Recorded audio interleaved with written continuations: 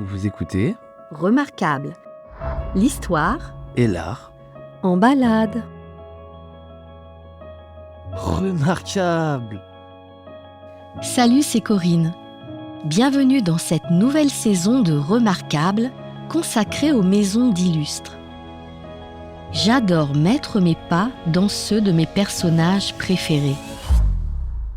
Les lieux façonnent les êtres et font partie de leur histoire.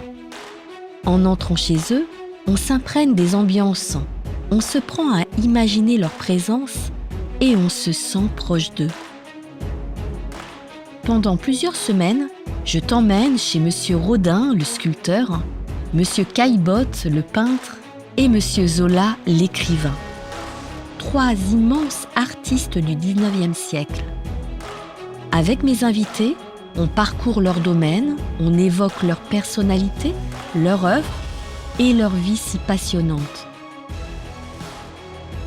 Alors ne rate pas le prochain départ et abonne-toi à Remarquable. Si tu souhaites nous soutenir, des étoiles et des commentaires sur les plateformes d'écoute me donneront la banane.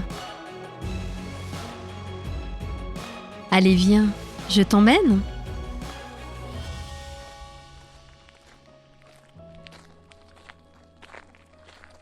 Dans ce dernier épisode du cycle Rodin à la Villa des Brillants, nous retrouvons Bénédicte Garnier qui nous emmène visiter la Galerie des Plâtres. Ce bâtiment, qui se situe en contrebas du domaine, a été construit après la mort du maître pour remplacer le pavillon de l'Alma et pour permettre aux visiteurs de découvrir les œuvres monumentales de Rodin, comme la Porte de l'Enfer ou les Bourgeois de Calais. Sont exposées aussi des études et figures pour le Balzac, les monuments à Victor Hugo, etc. En découvrant les œuvres dans leurs états successifs, on observe sa pensée créatrice et tout le travail d'assemblage qu'il réalisait. C'est passionnant. Alors maintenant, Bénédicte, nous nous dirigeons vers la Galerie des Plâtres, donc qui n'existait pas de l'époque de Rodin, mais qui a été construite plus tard, après sa mort. Alors, à la mort de Rodin, en 1919, donc, le musée Rodin de Paris va ouvrir au public, mais à Meudon, en fait, on pense ouvrir le pavillon de l'Alma pour les visiteurs et pour que les visiteurs puissent voir l'œuvre de Rodin et l'atelier de Rodin. Mais en fait, cet atelier, il se révèle en très mauvais état. Il a déjà été remonté une fois. Et finalement, après moult réflexions, on décide de détruire ce pavillon et de faire construire un bâtiment nouveau à Meudon autour de la façade du château d'Issy. Et ce bâtiment sera construit dans les années 30 sur les dessins de l'architecte Henri Favier. D'accord. Alors on peut peut-être dire 2 mots justement de cette façade du château d'Issy. Alors, Rodin va s'intéresser énormément à l'architecture et à l'architecture du XVIIIe siècle en particulier. Et il va avoir l'opportunité d'acheter des fragments de pierre provenant d'un château qui avait brûlé en 1871 à Issy-les-Moulineaux, un château daté de vers 1700. Et il va faire reconstruire une sorte de façade un peu très théâtrale, imaginaire, qui se découpe sur le ciel à son époque et qui va devenir plus tard, après sa mort, donc l'entrée de ce nouveau musée. C'est quelque chose qu'on connaît assez peu de Rodin, cet intérêt, peut-être cette passion, je ne sais pas, pour l'architecture et le patrimoine. Oui, Rodin a fait d'ailleurs beaucoup de dessins en fait, d'architecture dans sa vie. Il s'est beaucoup intéressé aux cathédrales de France, mais aussi aux architectures plus tardives. Et il va s'intéresser surtout à l'architecture pour ses expositions et pour l'exposition de sa sculpture. Et il aime donc cette architecture que l'on retrouve dans le pavillon de l'Alma ou dans le musée de Meudon, avec de grandes fenêtres en arc cintré. Cette architecture qui permet à la lumière de jouer avec les sculptures qui sont à l'intérieur. Et on va rentrer dans ce bâtiment et vous allez voir que la lumière est vraiment reine pour éclairer les sculptures de Rodin et les mettre en valeur. Écoutez, allons-y. Mais c'était un très bon dessinateur, je crois. Oui. Ouais.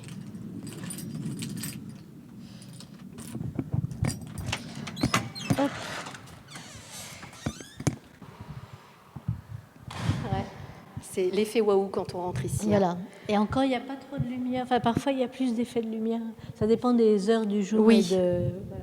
Non, mais c'est magnifique. Et du soleil. Oui, Il aurait aimé. C'est presque plus en hiver où on a des éclairages Oui. incroyables. Oui. Est-ce qu'ils ont reproduit la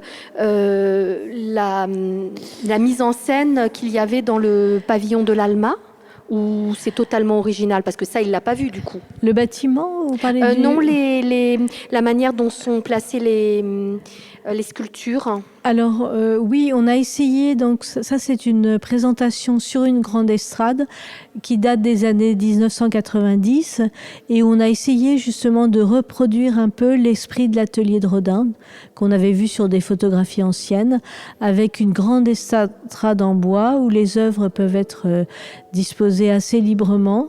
Bien sûr, c'est une présentation plus muséale que dans l'atelier, mais ça s'inspire des ateliers d'artistes.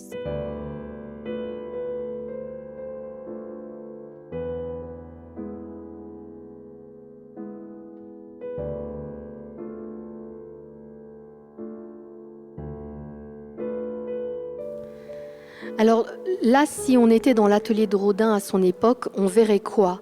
Quel métier était représenté? Combien de personnes? Qu'est-ce que l'on peut imaginer?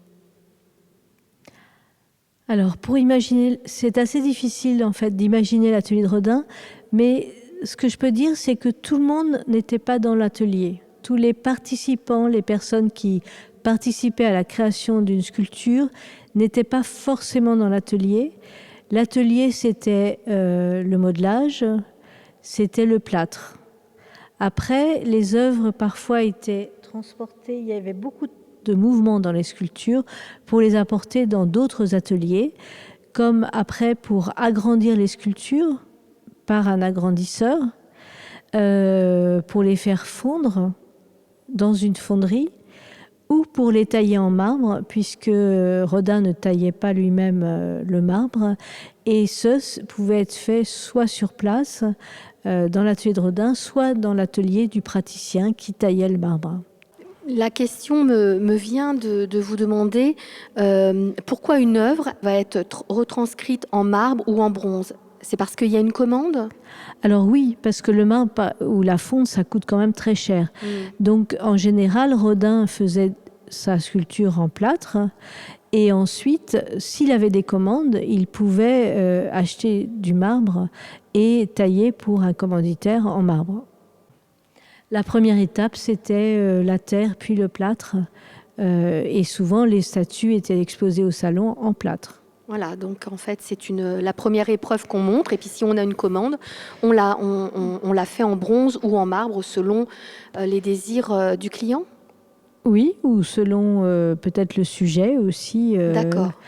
En sachant que le bronze est une technique plus de moulage, c'est-à-dire de reproduction souvent à l'identique du modèle en plâtre, alors qu'avec la taille en marbre, il y a plus d'interprétation, je dirais, de la sculpture. Alors, ce qui est très intéressant ici dans cette galerie des plâtres, ce que j'ai vraiment beaucoup aimé, c'était l'espace pédagogique, avec toutes les vidéos qui montrent effectivement les différentes étapes et les différents métiers qui interviennent.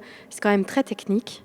Il y a beaucoup de procédés, beaucoup d'étapes pour créer une sculpture. C'est vraiment intéressant de venir ici pour découvrir tout ce travail. Peut-être que vous pouvez nous dire, en simplifiant évidemment parce qu'il y a beaucoup de choses, mais un peu les étapes et puis peut-être les différents métiers. On a parlé donc des mouleurs, des plâtriers, des marbriers et des fondeurs. Oui, alors nous avons vraiment souhaité créer cet espace pédagogique sur les techniques de la sculpture pour nos visiteurs parce que c'était vraiment la question principale qu'ils se posaient. Et la sculpture est un art, en effet, comme vous dites, très technique. Et même pour nous, c'est quand même compliqué parfois de comprendre toutes les étapes.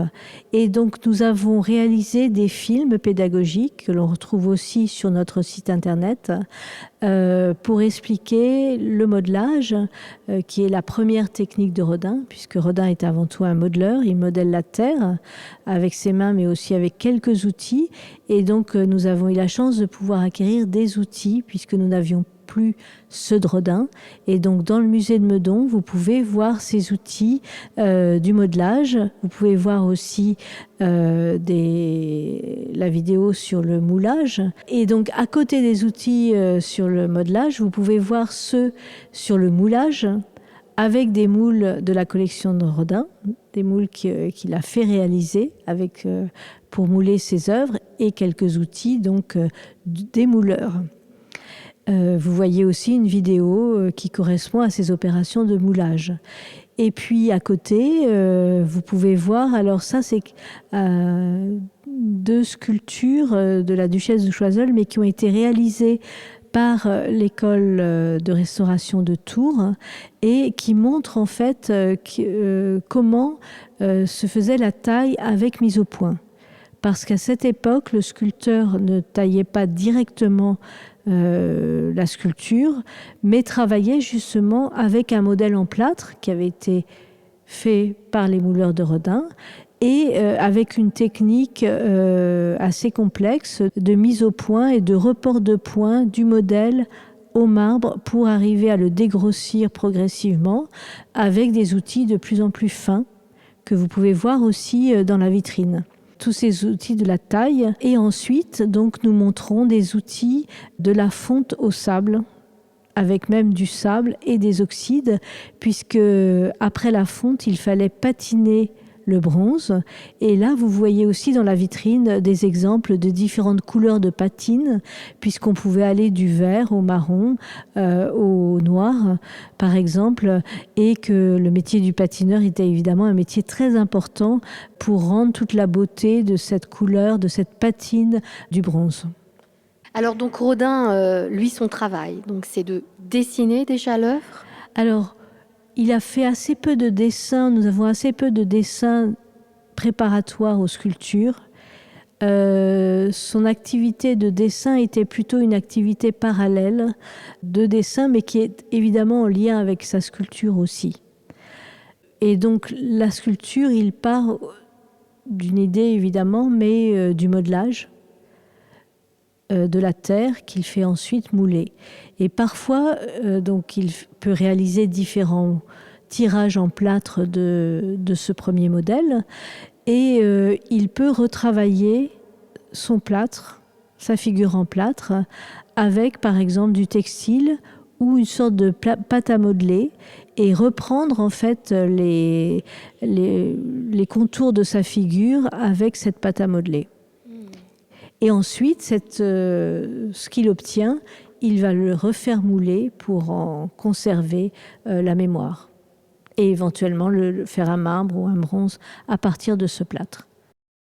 Alors à Meudon, on retrouve vraiment tout l'art de Rodin, l'atelier, les maquettes, et on se rend compte de toute son aptitude à saisir l'humanité, les drames avec le monument aux bourgeois de Calais, l'expressivité du corps humain aussi avec la porte de l'enfer.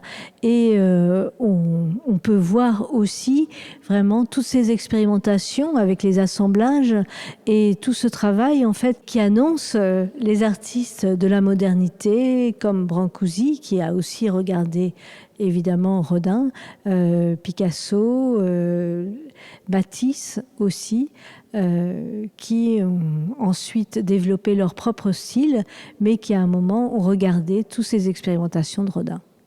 D'accord. Merci, c'est vraiment une très très belle salle. On va ressortir donc de la galerie des plâtres, peut-être pour aller voir juste en face la tombe de Rodin et de Rose Beurré.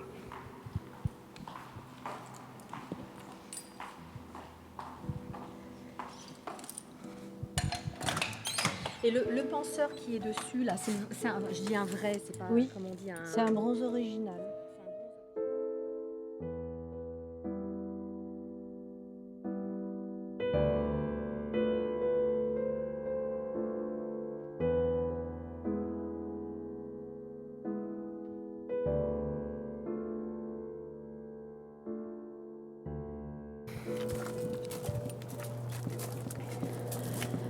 Alors nous voici donc devant la tombe de Rodin qui est surmontée du penseur monumental.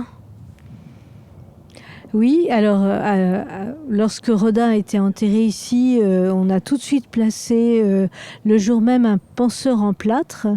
Et puis 1 an plus tard, donc on a fait fondre cette version en bronze, ce bronze original du penseur qui surplombe en effet la tombe de Rodin et de Roseberet. D'accord, donc Rose est morte quelques mois avant lui.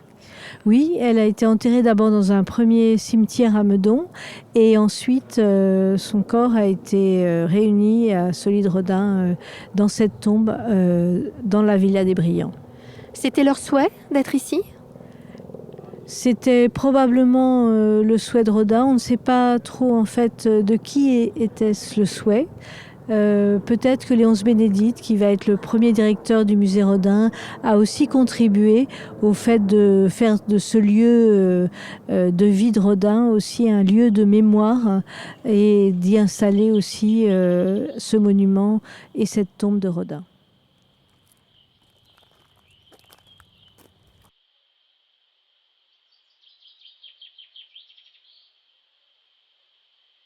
Donc du point où nous sommes, on surplombe en fait, c'est quoi, Boulogne, ici les Moulineaux, la vallée de la Seine en tout cas ? Oui, nous surplombons ici les Moulineaux en dessous, la Seine, et puis en face on a le Mont Valérien. La scène musicale, beaucoup plus moderne. Oui. En tout cas, on voit bien que nous sommes sur une colline, on est vraiment en hauteur. Oui, il avait une très belle vue et un environnement très inspirant, vraiment au sein de la nature, avec à cette époque très peu de construction autour. C'était quand même la campagne à l'époque. C'était la campagne, mais il y avait quand même la petite ville de Meudon, un peu plus loin, qui était construite. L'atelier des plâtres est un lieu fascinant, une véritable plongée dans l'univers du maître. J'imagine que vous mourrez d'envie de venir découvrir de vos propres yeux la Villa des Brillants et les différents ateliers de Rodin. Alors, ne boudez pas votre plaisir et rendez-vous sur le site internet du musée pour vérifier les jours et heures d'ouverture, car le site n'est pas ouvert toute l'année. Une belle occasion pour profiter d'une partie de campagne culturelle en famille ou entre amis. Dans les notes des épisodes et sur les réseaux sociaux de Remarquable, vous trouverez aussi des informations utiles pour vous rendre chez Monsieur Rodin et des photos du lieu qui, j'espère, vous inspireront. À très vite!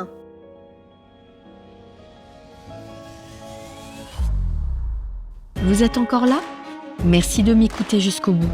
Pour aller plus loin, retrouvez toutes les notes et les photos de l'épisode sur Facebook, Instagram et Twitter. Vous aimez Remarquable ? Aidez-moi à faire connaître le podcast en partageant ces épisodes ou en laissant des commentaires sur les réseaux sociaux. Et parlez-en autour de vous. Merci.